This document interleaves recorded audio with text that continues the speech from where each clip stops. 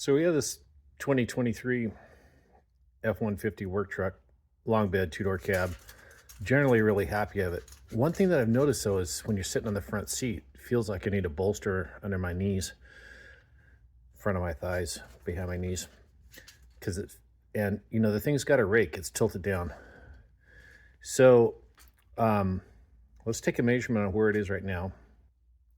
So the back here is about 41.25 to the top of the arch. And the front's at about 37-ish. So if you believe that, that's like 4 inches of rake. That's nuts. So underneath this thing, there's a spacer block between the spring and the axle. Not a very good measurement here, but looks like it's maybe 1.25 inches. So with 3 inches of rake, taking out that 1.25 inch block, I don't think it'd be a big deal. There's a couple YouTube videos of people doing it, so it looks like it's pretty sane operation. The U-bolts are long enough, although they kind of stick down, but they certainly don't stick down more than that shock. It's going to change the angle of the drive shaft a little bit, but I assume that my understanding is that this block is added for the 4x4s. So I assume that if there was that the axle to the spring is going to be correct for a two-wheel drive, and that if there was any angle adjustment, Ford would have done it in that block. So let's pop it out and see what happens. So we got the jack under the springs. Use the impact to run those bolts off the springs, and then you can just lift this cast iron block out of here. These good old American overdoing it. And so now I'll let the jack down a little bit. Got to be sure to get this hole and that pin to line up, and hopefully there's enough threads on the U-bolt, otherwise I'll be putting it back the way it was to go to town and get a U-bolt. Lowered the spring back down to the axle. Like I saw in the other fellow's video, you got to kick the tire front and back a little bit, and then those pins will drop in. And then worked up the 4 bolts.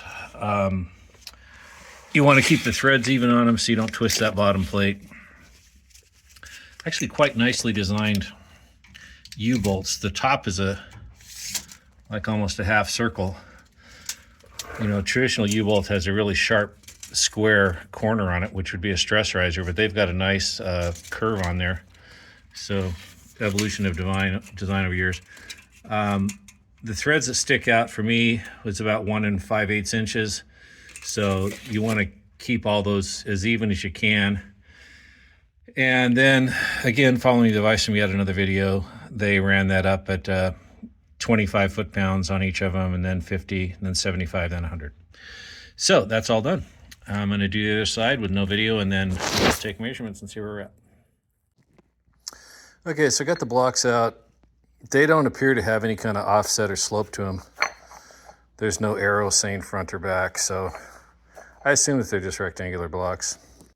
So I jumped around the bumper a little bit, and now we're at, looks like about straight up 40 on the rear. I'd hope the front hasn't changed any. We got there 37.25. And we'll look at the belt line. Belt line front's about 19.5. Belt line rears, I measured the same place, about 20.5. So that's a whole lot less rake. I think that'll take out some of that ridiculous rake that's in this vehicle. I mean, who am I kidding? It's a trash hauler, so it's not going to be hauling up to its rated, whatever, 5,000 tons or whatever it is that it carries. So anyway, that's my experience of removing the rear axle 4-wheel drive spacer blocks on a F-150 long bed. Thanks for watching.